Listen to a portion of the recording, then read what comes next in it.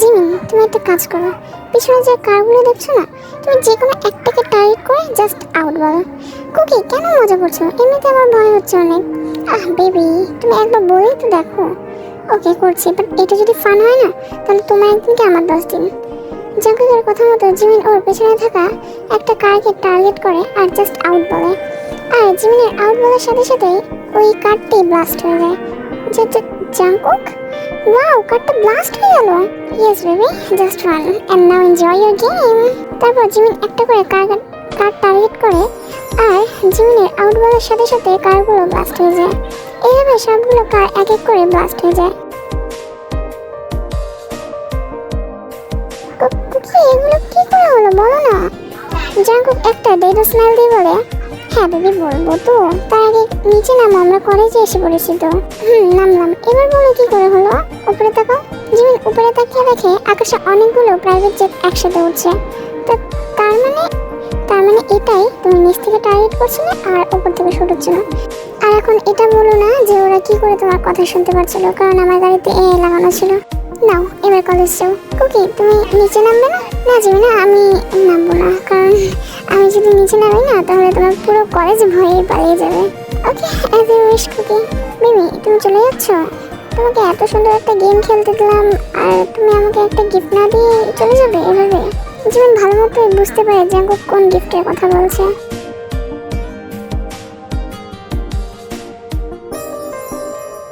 নাও, এবার হবে, তাহলে আমি যাই।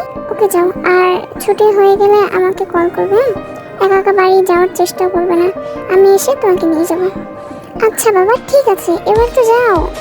জাঙ্কুক কার স্টার্ট করে চলে যায় আর একটা লোককে কল করে, সবসময় নজর রাখবি, ওর গায়ে একটা টোকা লাগলেও না তোদেরকে পুঁতে দেবো, আর ও যেন তোদেরকে না দেখতে পায়। ও কেন, কেউই যেন তোদের না দেখতে পায়।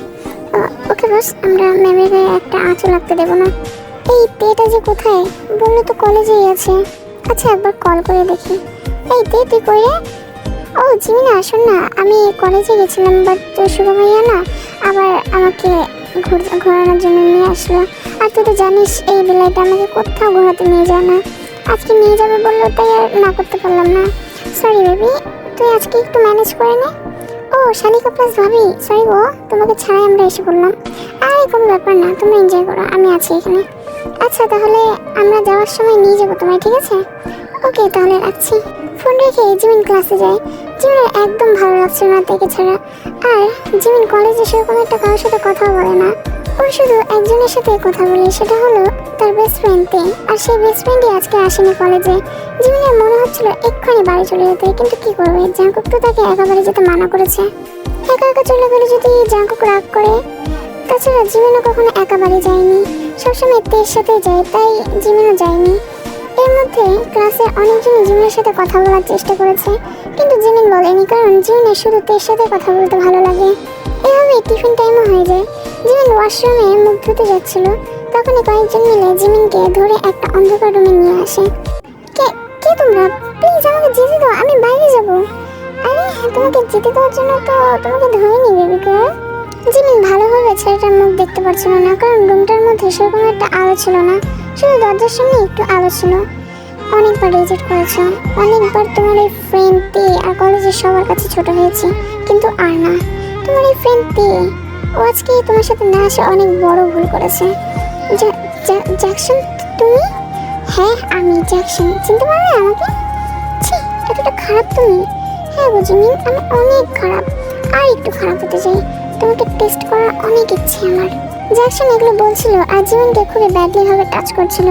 জিমিনের দুই হাত দুটো ছেলে ধরেছিল, তাই জিমিন কিছু করতে পারছিল না।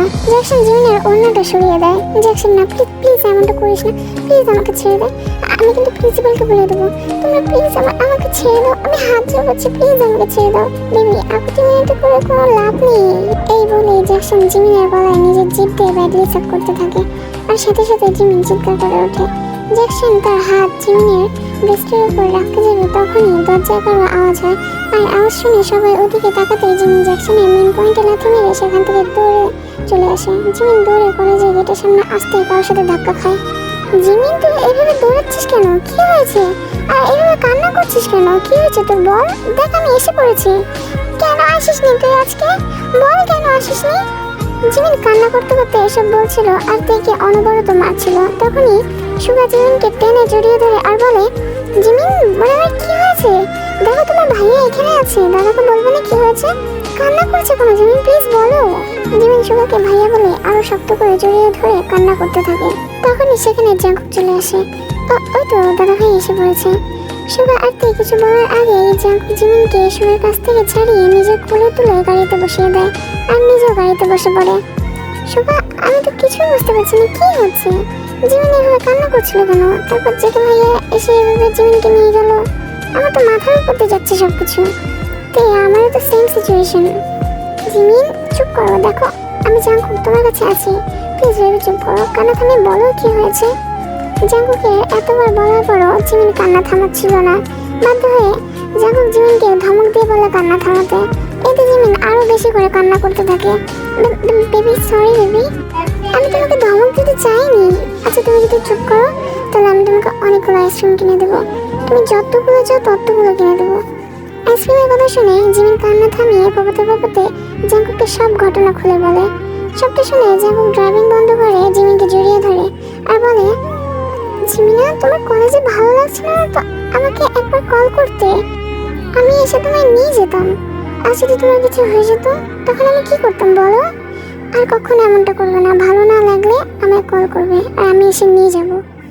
জাঙ্কুক আমি ভাবছিলাম কিছুক্ষণের তো ব্যাপার, আমি টিফিন শেষ করে তোমাকে কল করতাম, কিন্তু তার আগেই না জিমিন, তোমাকে আর ওই কলেজে যেতে হবে না, আমি তোমার ট্রান্সফার অন্য কলেজে করিয়ে দেবো, তুমি অন্য কলেজে যাবা। জাঙ্কুক এমনটা হয় না, বছরের মাঝখানে কোনো কলেজে অ্যাডমিশন হয় না, আমি করিয়ে দেবো বললাম তো।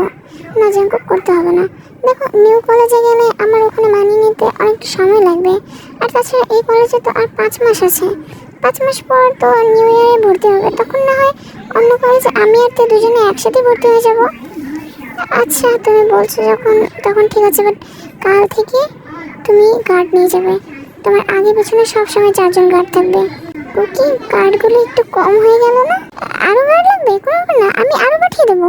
তুমি কি পাগল নাকি? আমি বললাম এতগুলো গার্ড লাগবে না, একজন হলেই তো যথেষ্ট।